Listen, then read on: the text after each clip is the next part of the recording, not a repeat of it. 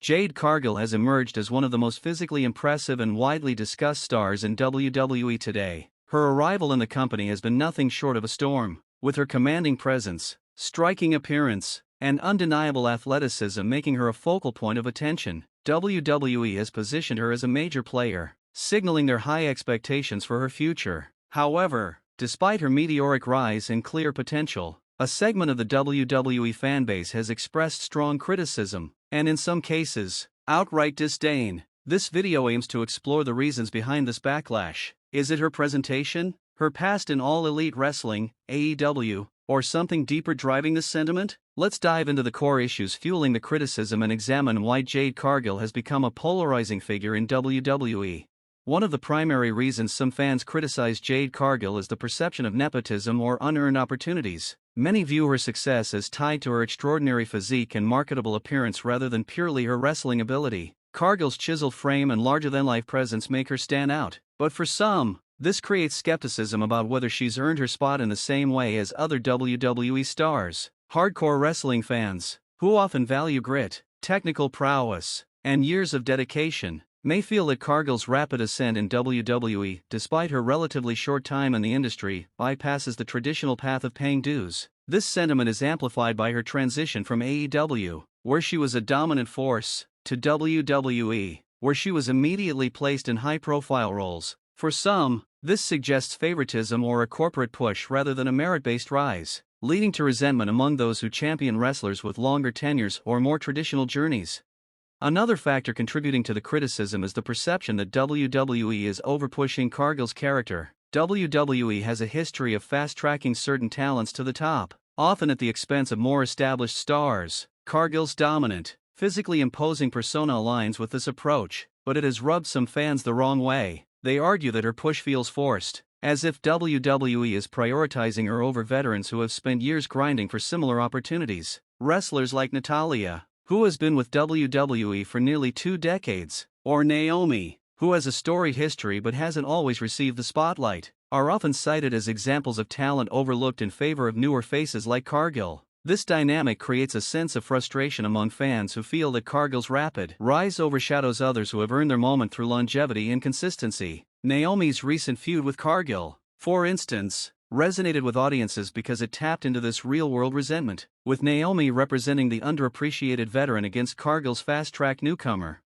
Cargill's relative lack of experience in WWE's unique style also fuels criticism. While she achieved significant success in AEW, where she was a homegrown star and the inaugural TBS champion, some fans argue that her in-ring skills don't yet match the expectations of WWE's audience. WWE's wrestling style emphasizes storytelling, character work, and selling elements that differ from AEW's more athletic, fast-paced approach or the high-flying tendencies of the independent scene. Cargill, while an exceptional athlete, isn't known for performing flashy moves like a 450 splash or a Phoenix splash. Her style leans heavily on power and presence, which suits WWE's storytelling focus but can feel limited to fans accustomed to more technically proficient or acrobatic performers. Critics argue that her matches lack the depth or nuance of top-tier WWE stars like Becky Lynch, Charlotte Flair, or Rhea Ripley, who have had years to hone their craft. Although Cargill has been with WWE for over a year and a half, some fans still question whether she has fully adapted to the company's expectations for in-ring storytelling and character development. The bodybuilder stereotype is another point of contention. Cargill's incredible physique is one of her defining traits, but it can lead to assumptions that she's more about aesthetics than wrestling ability. Some fans categorize her as a looks-based performer, a stereotype often applied to muscular women in wrestling. This perception isn't unique to Cargill. Other physically imposing stars have faced similar critiques, but it's particularly pronounced in her case due to her rapid push and distinctive appearance. Wrestling fans are diverse in their preferences, gravitating towards certain wrestlers based on personality, in-ring style, or physicality. For some, Cargill's muscularity and larger-than-life presentation overshadow her wrestling skills, leading to accusations that WWE signed her primarily for her look rather than her in-ring potential. While her unique appearance sets her apart and aligns with WWE's desire for marketable stars, it can also alienate fans who prioritize technical wrestling or nuanced character work over visual spectacle. Cargill's promo skills are another area of criticism. While she excels in the ring as a dominant force, Her microphone work is often seen as a weak point compared to WWE's top women. Stars like Becky Lynch, Charlotte Flair, Rhea Ripley, and Liv Morgan are known for their compelling promos, which enhance their characters and storylines. Cargill's delivery, by contrast, is sometimes viewed as stiff or lacking the emotional depth needed to connect with audiences. This criticism isn't universal. Some fans appreciate her commanding presence and confidence on the mic, but for others, her promos don't measure up to WWE's high standards. However, this is an area where time and experience could yield improvement. If her promo skills remain a weak point, pairing her with a manager could mitigate this issue, allowing her physicality and charisma to take center stage. WWE has successfully used managers to elevate stars in the past, and this could be a viable solution for Cargill as she continues to develop. Comparisons to other top women in WWE also play a role in the criticism. Cargill is often measured against stars like Bianca Belair, Rhea Ripley, and Charlotte Flair, who have had more time to establish their characters and in-ring styles. These women have built their legacies through years in WWE's developmental system, NXT, or on the main roster, earning fan loyalty through their growth and accomplishments. Cargill, by contrast, was thrust into the spotlight quickly, debuting in the Royal Rumble, competing at WrestleMania, and winning the WWE Women's Tag Team Championship twice in a short period. Some fans see her as filling a similar powerhouse role as Belair or Ripley, leading to accusations that WWE is trying to replicate their success with another muscle-bound star. This comparison can feel unfair to Cargill, who brings her own unique flair, but it contributes to the sentiment that her push is redundant or unoriginal.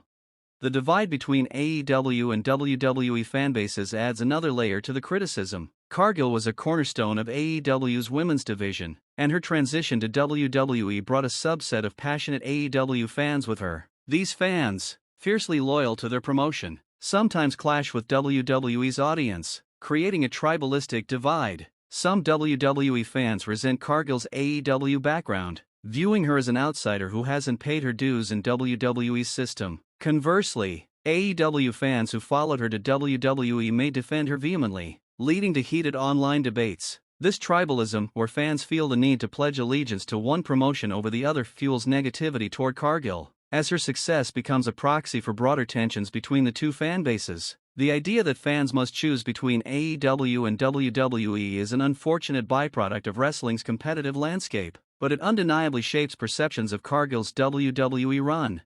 The golden child effect is another significant factor. WWE has a history of selecting certain talents as their chosen stars, pushing them as top acts from the outset. Cargill's immediate prominence, debuting in high-profile matches and winning championships, fits this mold, leading some fans to view her push as artificial or driven by WWE's agenda rather than her in-ring merits. This perception is compounded by her lack of time in WWE's developmental system, NXT, where many stars build their skills and fanbase before moving to the main roster. Fans often value wrestlers who have worked their way up through the indies, smaller promotions, or NXT, seeing their journey as a testament to hard work and authenticity. Cargill's fast-tracked career, from AEW's top star to WWE's main roster, can feel like a shortcut, even if her athleticism and star quality justify WWE's investment.